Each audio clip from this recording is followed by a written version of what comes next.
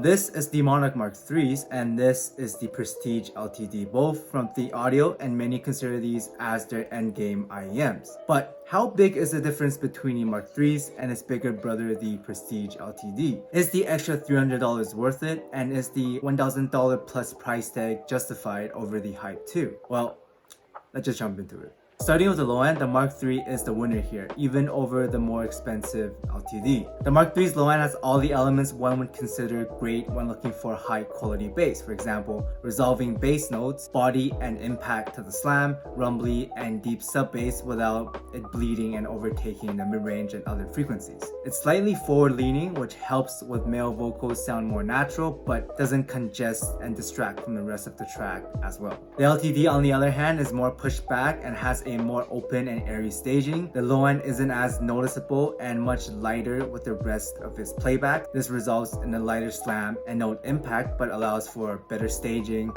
layering, which is why the LTD does better in busier tracks like rock, metal, classical, whereas the Mark III is more well-rounded and does better and excel on tracks like pop, EDM, R&B, and hip-hop that benefits from more bass. The Hype 2 on the other hand is very similar as the LTD actually in the slam, note weight, and rumble, but just not as overall technical and resolving. Would I pay $700 more just for the bass of the Mark IIIs over the Hype 2? No, not really, but if you want some high quality bass with the technicalities to back it up at an endgame level, but you aren't quite willing to go into the bass set territory, then the Mark III is a great pick. As for the mid-range, the LTD is a step up compared to the other two in terms of separation, detail, and note sharpness. The stage feels deeper and more open. I can hear the micro nuances better with the LTD, whereas I often miss some parts of the playback on the Mark III and Hype 2. The LTD and Hype 2 actually have a very similar playback when it comes to vocal positioning. Both are slightly pushed back, with the main difference being that the voices on the LTD are more detailed, they're airier, and they have that sharp sparkle to them. The vocals are lighter and more pushed back versus the Mark IIIs, and overall, I like the LTD the best out of the three when it comes to female vocals, whereas the Mark III has more weight when it comes to male vocals and just being more forward and more engaging. However, a drawback to the Mark III's vocal and low end being more forward is that the staging doesn't feel as open and deep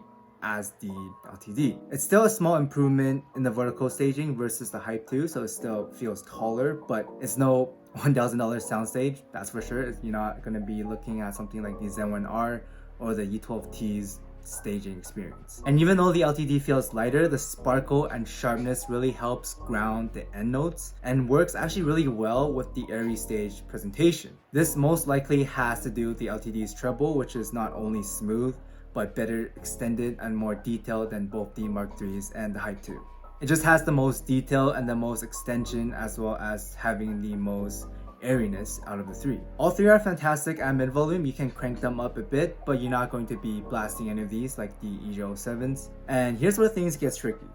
Although the Mark IIIs are really good overall, so checking almost all the qualities of an endgame IEM, I just don't think you should be paying $1,000 for an IEM that does everything just quote-unquote really good. For me, an endgame needs to have that special sauce that separates it from its cheaper counterparts, and in my opinion, it's pretty much needed in order to compete with other endgame sets. For example, the Z1R specializes in the low end and bass texture. The Cadenza 12 and LTD are both airy and sparkly, and even the U12T, which not my favorite, has its stage and layering going for it. In this case, I would get the LTD and grab a cheaper all-rounder like the Hype 2 or even the Red. But I do still recommend the Monarch Mark IIs because they do have that mid-range and vocal magic and clarity special sauce, whatever you want to call it, which justifies its endgame branding. So yeah, I don't believe the Mark III is worth 3 times the price over the Hype 2s. Maybe 15 to 20% better than the Hype 2s, but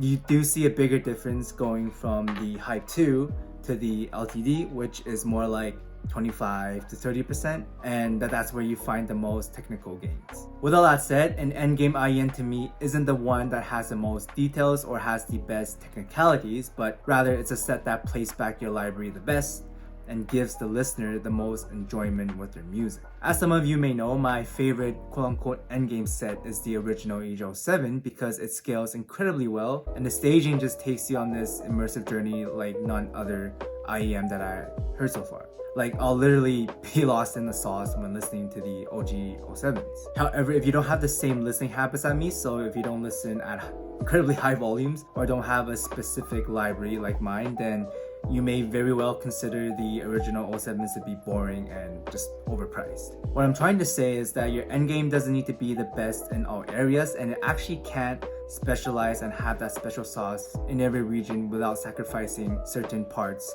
like the 07 sacrificing its treble and mid bass for better stage and scaling. Which is why I recommend knowing the qualities that you value the most and then finding a set that does those qualities the best. An exception to this is that if you really do have a lot of different genres and you just want something to do all of them at the highest level, then sure, I can see the Mark IIIs having its place then. But even then, the top is also great, being 90% of the Mark IIIs, with the main difference being that the bass is not as tight, textured, and refined as the Mark III, so it's going to be more boomy on the top, but it also costs almost 2 times less. But overall, both the LTD and Mark IIIs gets an S from me and are very, very good.